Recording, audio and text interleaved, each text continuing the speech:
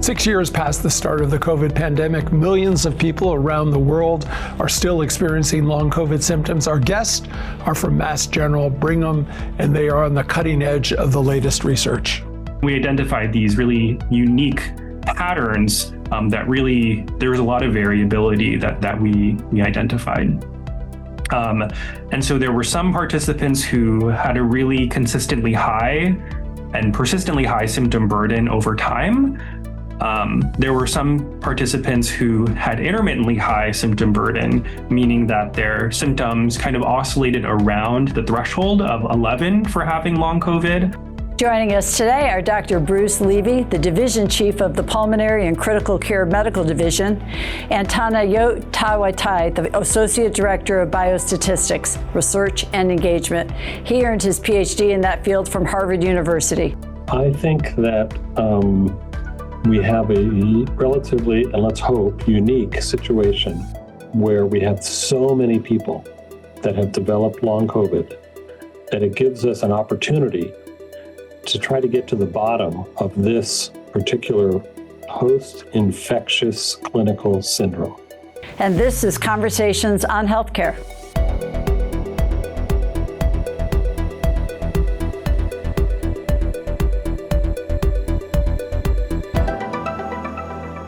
Well, Bruce and Tony, as we know you go by, welcome to Conversations on Healthcare. You know, our program is proud of its role in covering long COVID, and we're glad to have you to be part of our continuing series. The National Institute of Health's Recovery Initiative funded your work. Bruce, I wonder if you can start and ask you to explain the overall goals of the recovery work. Thank you. It's a pleasure to be here with you, Mark and Margaret, and we're just delighted that your program is focused on the many people suffering with long COVID. So thank you. So RECOVER is short for Researching COVID to Enhance Recovery, and it's an NIH-funded study, and together it's enrolled 30,000 or so people from across the nation, across the U.S. About 15,000 of those are adults, about 2,000 plus are pregnant women, and about 13,000 to 15,000 are children or young adults. And the work that RECOVER is doing is manyfold. It involves understanding who's suffering in a very patient-centered way with long COVID, and then trying to understand what are risk factors for developing long COVID, what are potential mechanisms that are causing this condition, and hopefully try to best inform an approach to treatment for this. And there are several clinical trials actually that have now begun as part of the RECOVER initiative. So everything from enrollment and characterization of a very broad and diverse group of individuals across the lifespan who have been infected with SARS-CoV-2 virus, and many of whom have now developed symptoms of long COVID, all the way through to underlying mechanisms, disease-driving mechanisms, to ultimately novel therapeutic strategies. How old is the program? When did it commence? It commenced, it's about 4 to 5 years old at this point. Is that right, Tony? Yes, the first patient was enrolled October 2021. Wow. So early on, we were Yes. just marking the passage of time since March of 2020, 2021, when the vaccines became available, and through all that, realizing we were really in for something unique in our lifetimes. But first of all, we want to just applaud the fact that you're including children, adults, pregnant women in this incredibly important study. But I wonder if you could maybe share more with us. I know it would take hours to go into all the details about some of the protocols that you're following? Are you comparing outcome and response to different medications? People have looked at exercise. They've looked at, behavioral interventions. They've looked at medication. Maybe you could just share a little bit more with us. I think our listeners are really deeply interested in this area. Tony is one of the lead members of the Data Resource Center for Recover, and we could both speak to this, but perhaps I should let Tony take the lead on that because his team is really following all of these outcomes for the patients. Yeah, I'd be happy to. So Recover is this large observational study, meaning that there is no intervention that any of the participants are assigned to as part of Recover. The clinical trials that Bruce referred to earlier are recruiting from patients in Recover, and we've done a lot of work to characterize long COVID in the Recover cohort, and to, in this paper that we'll talk about today, characterize longitudinal trajectories of them. And so studies are using Recover as a resource to find patients to study, but overall, the participants in Recover are so for people who are being followed from the time that they enroll, some of whom were followed from the time of their very first infection. We call these the acutely infected participants, meaning that we really have a sort of unbiased look at their overall symptom trajectory from the time that they enrolled. And so we collect a lot of information in the adult and pediatric studies of Recover relating to symptom data that symptoms that they report. In the adult study, these symptoms are reported and recorded every 3 months from the time that they enroll into the study. Participants complete in-person assessments where they are assessed. They receive numerous clinical assessments to do things like, in some cases, things like sit-to-stand tests that are related to things like dysautonomia and other conditions that may be related to things like chronic fatigue or things related to potentially long COVID, to understand if there's underlying biological mechanisms that may explain why some participants are not getting better over time. And we also collect, extensive data on things like vaccination history, reinfection history, comorbidities, new onset comorbidities, pre-existing ones. There are lab assessments that are taken to see if there are any kind of clinical signatures of long COVID.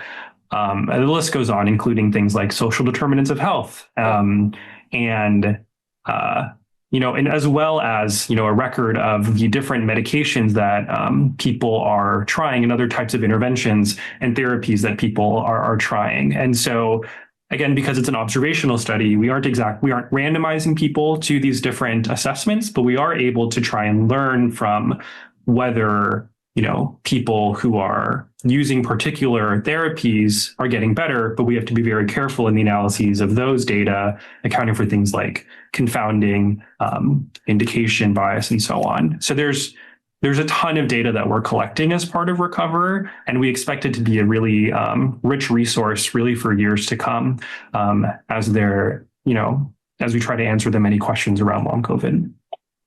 So if I could just add very briefly, for the listeners, there's basically 3 tiers of outcomes that we're looking at.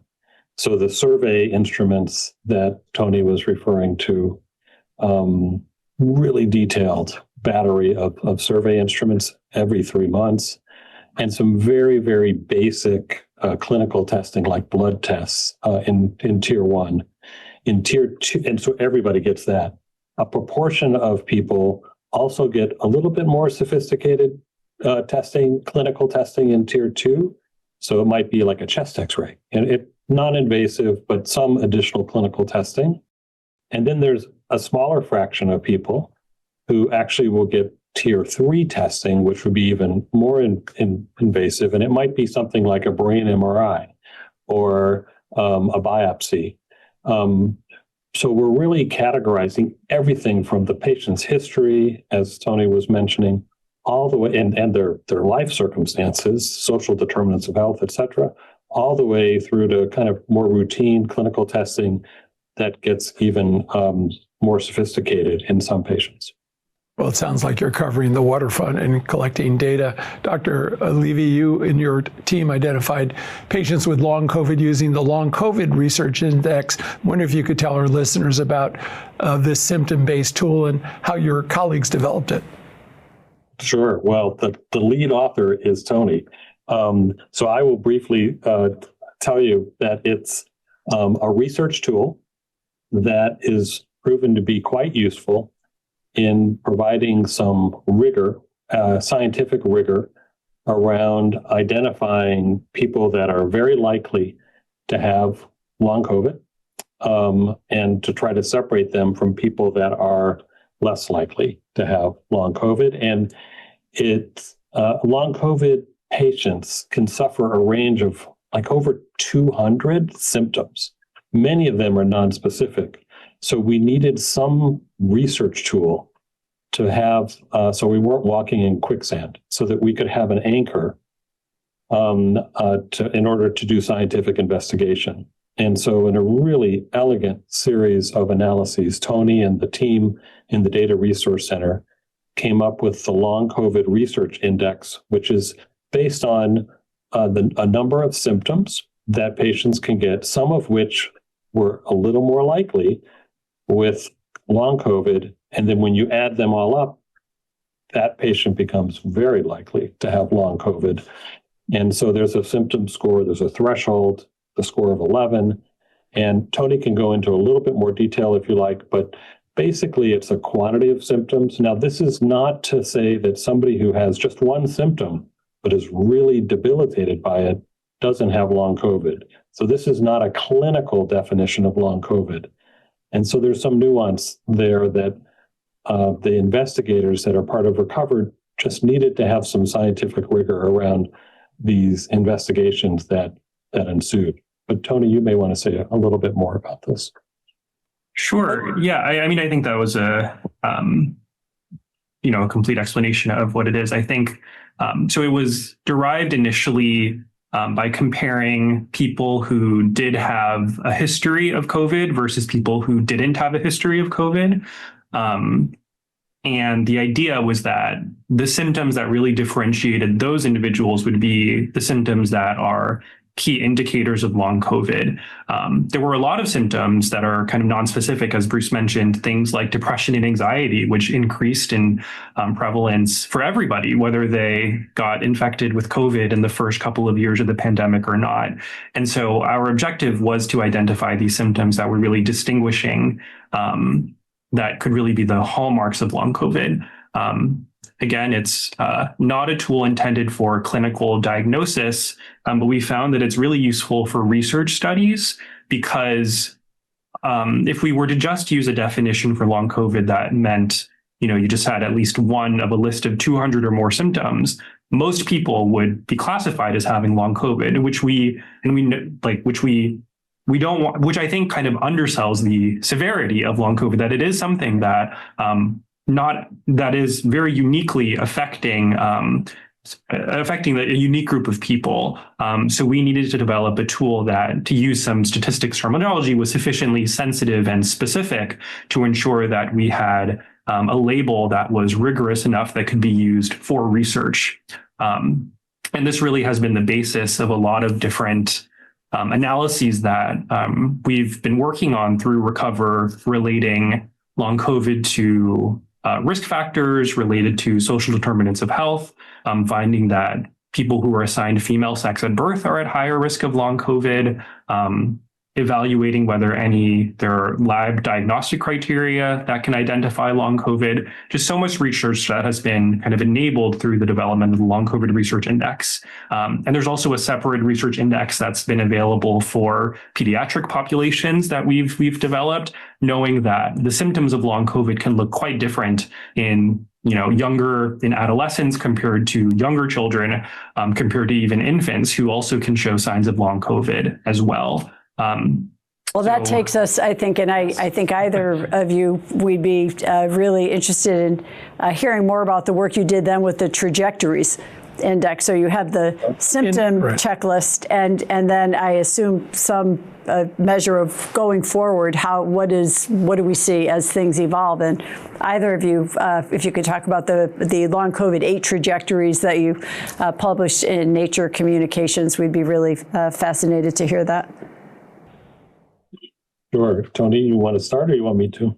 Yeah, I'm happy to talk. So maybe I'll say a little bit about what the study was that we did, a little bit about like the what we sought out to do. So in Recover, we were really interested in, again, charting the sort of natural history of the long COVID research index over time. And so we identified a group of around 4,000 participants who were infected around the time that they first enrolled into Recover. The idea being that we would be able to follow them from the time of their first infection. So really like a prospective study where we are not just looking at individuals who maybe wanted to enroll in Recover because they were experiencing long COVID symptoms, but we were really focused on people who didn't know whether they were going to develop long COVID or not, and then have really this unbiased look at what was going to happen to them over time. So in Recover, we have symptom surveys that are completed every 3 months. And so we were able to calculate the long COVID research index, this quantitative measure, over the first 15 months of follow-up from when these individuals were first infected with COVID. And then we used group-based trajectory modeling in order to group them into these 8 trajectories that we identified, we identified these really unique patterns that really, there was a lot of variability that we identified. And so there were some participants who had a really consistently high and persistently high symptom burden over time. There were some participants who had intermittently high symptom burden, meaning that their symptoms kind of oscillated around the threshold of 11 for having long COVID. And then we identified 2 patterns of symptoms that were indicating that the LCRI, or the long COVID research index, was going down over time, indicating that their symptoms appeared to be getting better and going away. But unfortunately, there were also 2 profiles where the symptoms appeared to be getting worse over time. This kind of late onset style of profile of symptoms where they seem to not have very many symptoms early on, but then around 12 or 15 months, their symptoms started to appear. And then the rest of the participants had very minimal to low or no symptom burden whatsoever, which was also very encouraging to see. Mm-hmm. Tony, I want to pick up on the thread of something you said earlier, that patients exhibiting persistent and high symptoms burden were more often female and more likely to have been hospitalized during an acute COVID infection. Do we know more about why this is the case? It's a good question. So first, I would say that it's a finding that has been kind of corroborated by a lot of the other research that we've seen, including out of Recover, that so I alluded to another paper that came out, I think at the beginning of 2025 in JAMA Network Open, where we looked at, it was called Sex Differences in Long COVID, where we found that individuals who were assigned female at birth were at higher risk of developing long COVID after accounting for several, pre-existing comorbidities, some social determinants of health, that there was still this increased risk that was observed amongst female participants. So it was really unsurprising to us that we saw a higher rate of this really highly symptomatic long COVID profile in that group. I'm not a medical doctor or biologist, so I can't speak exactly to the biological underpinnings of that. But it was something that it was quite consistent with other epidemiologic data that we've looked at. And then I think similarly with those who were hospitalized, we know that other research has corroborated this, that individuals who experience really severe illness during the acute phase of long COVID are also less likely to make a full recovery over time, and are more likely to have these be highly symptomatic in this long-term fashion. So the biologic question is one that's still unanswered, I would say. It's really an interesting question, Mark, but we don't have complete answers to it related to the predilection for women to develop long COVID more often than men after infection. For severity, it seems like long COVID as a clinical syndrome is not a specific diagnosis. So in other words, there could be multiple different disease-driving mechanisms, and having had a severe and hospitalized illness with your initial infection puts you at risk for one or more of those likely, although still not completely proven, disease-driving mechanisms, the severity of the inflammatory response, potentially some organ injury in the setting of severe illness, a higher inoculum of the virus, leading to more widespread virus in the body and harder to clear entirely, development of blood clots that have altered blood vessel structure and organ perfusion. So there are multiple disease-driving mechanisms that could be perpetuated when one starts off with a really severe infection. Autoimmunity probably also plays a role here.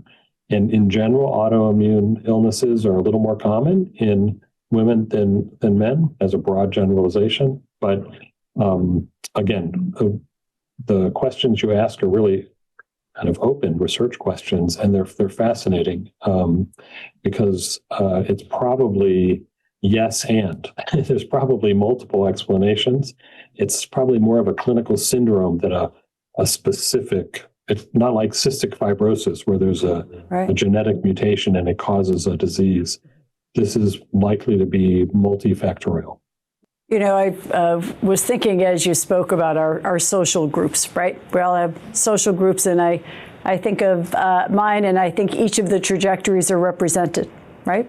Almost everybody had COVID, it seems, at some point over the years, and the range of, just in my social circles, people who finally are seeming to get better is the way they would describe it, finally have more energy, which is incredibly hopeful. Mm-hmm. Yeah. People who have become disabled for all practical purposes from the things that they did, people who weren't that sick to begin with, or, you know, it was relatively a short experience. And I wonder, and I was chatting with Bruce a little, or with Tony a little bit about this before we started, the National Academy's classification of infection of chronic illness. Is this ultimately, do you think long COVID becomes part of a family of conditions for which treatment is symptomatic? We continue to try and learn more about it, but there's little likely to evolve in the area of definitive cures or resolutions for people who are really affected by it. Do you have a take on that? Well, thank you for the question. I think that we have a relatively, and let's hope, unique situation where we have so many people that have developed long COVID that it gives us an opportunity to try to get to the bottom of this particular post-infectious clinical syndrome. We see post-infectious clinical syndromes in other scenarios, chronic Lyme disease, after Ebola or dengue, but it doesn't happen often enough for doctors and scientists to really kind of figure out how best to treat it. The unfortunate situation with long COVID could be turned into a positive if we use this opportunity to identify directed, targeted therapies. Mm-hmm. I personally am a glass half full person, and that we're going to get to the bottom of this. It turns out that if you think about an inflammatory response, even like a pimple or if you get a cut and an infection in your skin, there's an arc of inflammation that occurs to try to heal and fight off that infection. And then there's a resolution of that inflammation. And it turns out that we're learning that resolution of inflammation is an active process. The body generates specific molecules and cellular functions to promote that resolution. It's not just a passive release of the pro-inflammatory factors. And we're starting to learn that long COVID, which by its nature is a defect or a deficiency, let's say, in the resolution of the infection, is characterized by some changes in these natural, pro-resolving factors. And so as we are learning about them, we can try to harness those healing and restorative pathways to generate treatments where they didn't exist before. And the unfortunate situation is that it takes some time to identify these mechanisms and then learn how to harness them with novel therapeutics or lifestyle changes or what have you. So we're working hard on that. As Tony mentioned, and I alluded to before, Recover has already provided several insights that have led to new therapeutic trials. And academic investigators, even outside of Recover, have started clinical therapeutic trials for long COVID patients. Well, let me just pull up on the, sort of capture the we're working hard, and maybe ask you to describe a little bit of two things. One, what the network looks like. I think we've had the head of the NYU COVID Center and the Yale folks on as well. And then sort of a non-scientific question to both of you. There are reports that NIH has canceled over 45 long COVID pathobiology studies. In a statement, the department has said COVID pandemic is over. HHS will no longer waste billions of taxpayer dollars on a non-existent pandemic that Americans have moved on from years ago, which is obviously doesn't seem to be the case. So one, what's the network look like of other people like yourself who are researching around the country? And then what do you make of NIH's sort of denial here of long COVID? Not to get you into trouble. Well, thank you very much. So the clinical aspects of things are, so very early on here at Brigham and Women's Hospital, we started a COVID recovery center because it was becoming extremely clear that all these patients, as pulmonologists that we were caring for in the hospital and in the intensive care units, were developing these long-term symptoms and sequelae. And so we needed a place to help treat them and try to help take care of them and figure out what was going on. And we've seen now thousands of patients, and we get about somewhere between 50 and 100 new patient referrals every month to the COVID Recovery Center. And that's very similar to what's happening in New York and Yale and really in many of the academic medical centers across the country. There is no clear singular approach to these patients. So each center is doing a little bit of things a little differently.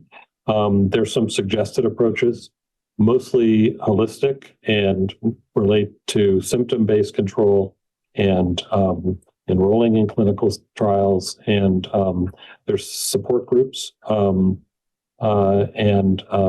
there's some physical therapy and occupational therapy approaches, some of which have actually done quite nicely with our patients.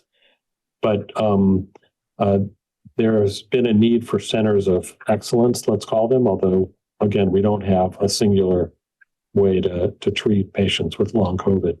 And patients take a big role in this, both in the research, they're partners with the investigators in Recover as our caregivers, but also in the clinical centers. They play a very active role there, and we're very grateful for that. In terms of NIH support, what we've described is an enormous investment that NIH has made in Recover, enormous. there's 200 plus sites across the nation that have enrolled patients, and over 1,000 people that have been involved in this. And the NIH is supporting what they're calling Cycle 2, where we can follow many of our patients that we've enrolled into Recover Cycle 1 for another 4 years, because of the concern that people with long COVID may be predisposed to the development of chronic non-infectious diseases, diabetes, high blood pressure, heart disease, etc. So cancer. We want to be able to keep following our patients that we've characterized so deeply for another 4 years, and NIH is investing in that. So Great. Kudos to the NIH for the wisdom of doing that. We have an enormous number of data points from the electronic health record, from the surveys that have been done, from the clinical testing. We have biospecimens collected from all of these patients with an enormous warehouse of biospecimens that will enable lots of ongoing research on Recover itself. And then there are pathobiology grants that are underway across the nation. I'm participating in one of them myself, that are funded as part of the Recover Initiative NIH funding. So there's definitely been some ups and downs. I would say that in terms of NIH support, but mostly it's up. And I would say that our patient partners in this effort and the caregivers of patients have been remarkable members of the team and are remarkable advocates for public support. The trajectories that were part of this paper really tell us that people have different lived experiences with long COVID. And for example, if we have patients getting worse and we also have patients getting better, we need to understand that in order to do a properly informed clinical trial so that we don't get misled by a result, for example. So part of this is going to help us inform who goes into what clinical trial. And then also it's really important for public agencies, like who's debilitated and really needs support, who needs disability and social services support. Those types of public health initiatives rely on the kind of data that Recover is generating. Well, we want to thank you, Bruce and Tony, for joining us today, and thank you to our audience for being here. Just a reminder, be sure to subscribe to our videos on YouTube, find us on Facebook and X, and please share your thoughts and your comments about this program. Take care and be well. This copyrighted program is produced by Conversations on Healthcare and cannot be reproduced or retransmitted in whole or in part without the express written consent from Community Health Center, Inc. The views expressed by guests are their own, and they do not necessarily reflect the opinion of Conversations on Healthcare or its affiliated entities.